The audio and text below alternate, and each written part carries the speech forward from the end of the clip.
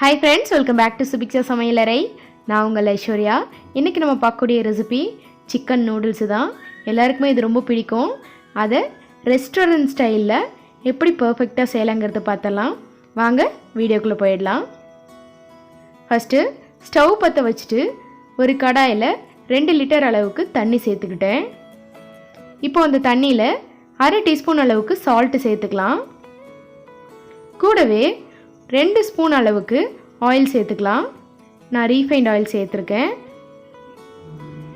சேர்த்துட்டு இப்போ இந்த தண்ணி நல்லா கொதிச்சு வரட்டும். இந்த மாதிரி கொதிக்க ஸ்டார்ட் ஆகிடுச்சு. இப்போ இதில் 2 ரோல் நூடுல்ஸை சேர்த்துக்க போகிறேன். 2 ரோல் சேர்த்துட்டு இப்போ இதை நல்லா 10 நிமிஷம் வரைக்கும் வேக வச்சிடலாம். இடையில செக் பண்ணி பார்த்துக்கிட்டே இருக்கலாம். ஒரு சில நூடுல்ஸ் கொஞ்சம் முன்னாடியே கூட வெந்து வந்துடும். அதனால் இடையில செக் பண்ணி பார்த்துக்கலாம். பார்த்தாவே தெரியும் இந்த மாதிரி நல்லா கலர் மாதிரி வந்துருச்சு. இப்போ இதை செக் பண்ணி பார்த்துடலாம். ப்ரெஸ் பண்ணி பார்த்தா தெரியும் டக்குன்னு உடஞ்சி வருது. ஸோ இது வந்து பர்ஃபெக்டாக இருக்குது. இந்த அளவுக்கு வெந்து வந்ததும் இதை தண்ணியை வடிச்சிட்டு இதில் ஐஸ் வாட்ரு அப்படி இல்லைன்னா நம்ம நார்மலாக யூஸ் பண்ணக்கூடிய ப்ளைன் வாட்டரை ஊற்றி 2-3 தடவை வாஷ் பண்ணி எடுத்துக்கலாம். ஏன் அப்படியே இந்த சூட்டோடு விட்டோம் அப்படின்னா இன்னும் குழஞ்சிடும். இப்போ அதை வாஷ் பண்ணி எடுத்துட்டு அடுத்ததாக ஒரு கடாயில் 2 ஸ்பூன் அளவுக்கு ஆயில் சேர்த்துக்கலாம். எண்ணெய் சூடானதும் இந்த மாதிரி சிக்கன் பீஸை போன்லெஸ் சிக்கன், அதாவது எலும்பில்லாத சிக்கனை எடுத்திருக்கேன். நீளமாக கட் பண்ணி 200 கிராம் அளவுக்கு. இப்போ இதை இந்த எண்ணெயில் சேர்த்துக்கலாம். நான் வந்து சிக்கனுக்கு மஞ்சள் உப்பு போட்டு வாஷ் பண்ணி எடுத்திருக்கேன். சேர்த்துட்டு எண்ணெயில் நல்லா வதக்கி விட்டுறலாம்.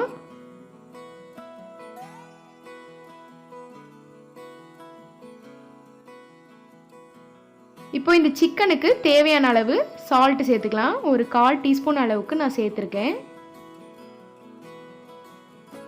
சால்ட்டு சேர்த்தும் போது கொஞ்சம் சீக்கிரமே வதங்கி வந்துடும். பாருங்கள், இந்த மாதிரி தண்ணி விட்டு சிக்கன்லேயே நல்லா வதங்கி வரும். இப்போ இது கூட ஒரு 1/4 டீஸ்பூன் அளவுக்கு இஞ்சி பூண்டு பேஸ்ட் வந்து ஆட் பண்ணிக்கலாம். இப்போ இதையும் நல்லா வதக்கி விட்டுறலாம்.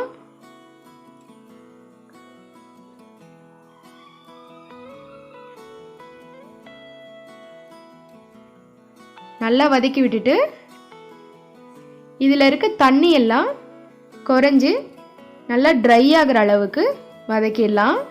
இந்த மாதிரி ட்ரை ஆயிடுச்சு. இப்போ இதில் 1 ஸ்பூன் அளவுக்கு சோயா சாஸ் சேர்த்துக்கலாம். அடுத்ததாக 1 ஸ்பூன் அளவுக்கு டொமேட்டோ சில்லி சாஸ் சேர்த்துக்கலாம். சேர்த்துட்டு இப்போ இது எல்லாத்தையும் நல்லா மிக்ஸ் பண்ணி விட்டுறலாம்.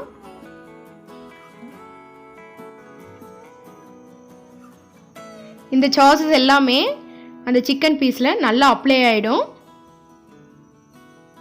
அதே நேரம் நல்லா வெந்து வந்திருக்கு சிக்கனும். ஃபைனலாக மட்டும் இந்த சாஸஸ் எடுத்துட்டு இந்த மாதிரி ட்ரை ஆனதும் இது ஒரு பிளேட்டுக்கு மாற்றியாச்சு. இப்போ அடுத்ததாக கடாய் வச்சு அதில் 3லேருந்து 4 ஸ்பூன் அளவுக்கு ஆயில் சேர்த்துக்கலாம். ஆயில் சூடானதும் 2 பெரிய வெங்காயம் இந்த மாதிரி நீல வாக்கில் கட் பண்ணி வச்சுருக்கேன், அதை சேர்த்துக்கலாம். இப்போ இந்த வெங்காயத்தை நல்ல எண்ணெயில் வதக்கி விட்டுறலாம்.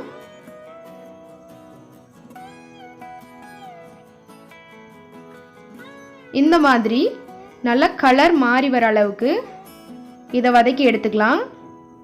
இப்போ இது கூட 1 கப் அளவுக்கு கேரட் அப்புறம் பீன்ஸ் 2 சேர்த்து 1 கப் எடுத்திருக்கேன், அதை சேர்த்துக்கலாம்.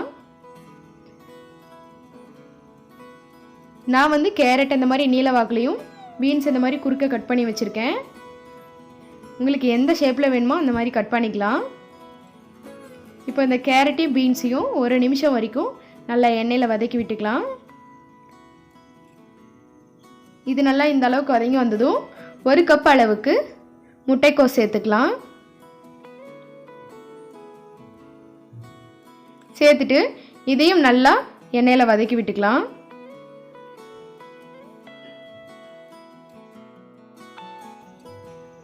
முட்டைக்கோசும் கொஞ்சம் வதங்கி வந்துடுச்சு. இப்போ இது கூட ஒரு குடைமிளகாய் கட் பண்ணி வச்சுருக்கேன் நீளமாக, அதையும் சேர்த்துக்கலாம். குடைமிளகாயை வந்து கடைசியாக தான் சேர்த்துக்கணும். ஏன் அப்படின்னா அது சீக்கிரமே வதங்கி வந்துடும். அதனால் கேரட், பீன்ஸ், முட்டைக்கோஸ் எல்லாத்தையுமே ஃபஸ்ட்டு வதக்கிட்டு அப்புறமா தான் குடைமிளகாயை சேர்த்துக்கணும். சேர்த்துட்டு இதை நல்லா வதக்கி விட்டுறலாம். நான் வந்து ஒரு 70% வரைக்கும் வெஜிடபிள்ஸ் எல்லாம் வதக்கி எடுத்துக்கிறேன். நீங்கள் வந்து ஒரு 50% வதக்கிறனால வதக்கலாம், அப்படி இல்லைனா 70% கூட வதக்கலாம்.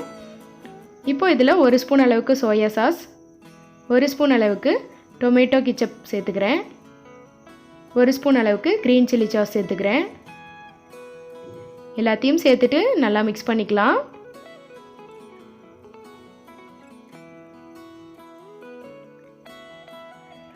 இந்த மாதிரி எல்லாத்தையும் நல்லா மிக்ஸ் பண்ணியாச்சு. இந்த வெஜிடபிள்ஸ் எல்லாத்தையுமே சைடில் விட்டு நடுவில் ஸ்பேஸ் விட்டு 2 உடைச்சி வச்சுருக்க முட்டையை சேர்த்துக்கிறேன். முட்டை வந்து கொஞ்சமாக செட் ஆனதும் இந்த மாதிரி லைட்டாக வரட்டி எடுத்துக்கலாம்.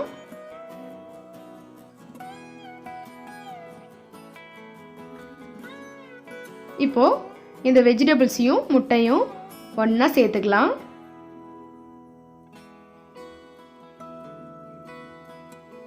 சேர்த்துட்டு நல்லா மிக்ஸ் பண்ணியாச்சு. இப்போ இதில் 1/2 டீஸ்பூன் அளவுக்கு மிளகுத்தூள் சேர்த்துக்கலாம், பெப்பர் பவுடர் சேர்த்துட்டு அதையும் நல்லா மிக்ஸ் பண்ணிக்கலாம். இப்போ இதில் நான் வாங்கின நூடுல்ஸ் கூடயே இந்த மாதிரி மசாலா பேக் வந்துச்சு, அதனால் அதை சேர்த்துக்கிறேன். இது உங்களுக்கு இருந்ததுன்னா சேர்த்துக்கோங்க, அப்படி இல்லைன்னா சேர்க்க தேவையில்லை, இது ஆப்ஷனல் தான்.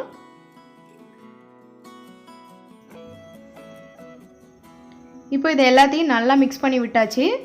இந்த ஸ்டேஜில் நம்ம வேக வச்சு வச்சுருக்க நூடுல்ஸை இதில் சேர்த்துடலாம். நூடுல்ஸை சேர்த்துட்டு நூடுல்ஸ் உடையாத மாதிரி கொஞ்சம் ஜென்டலாக நல்லா கலந்து விட்டுறலாம். நூடுல்ஸ் உடையாமல் நல்லா மிக்ஸ் பண்ணிக்கலாம். இந்த நூடுல்ஸில் எல்லா பக்கமும் மசாலா அப்ளை ஆகிற மாதிரி நல்லா மிக்ஸ் பண்ணி விட்டுட்டு ஃபைனலாக நம்ம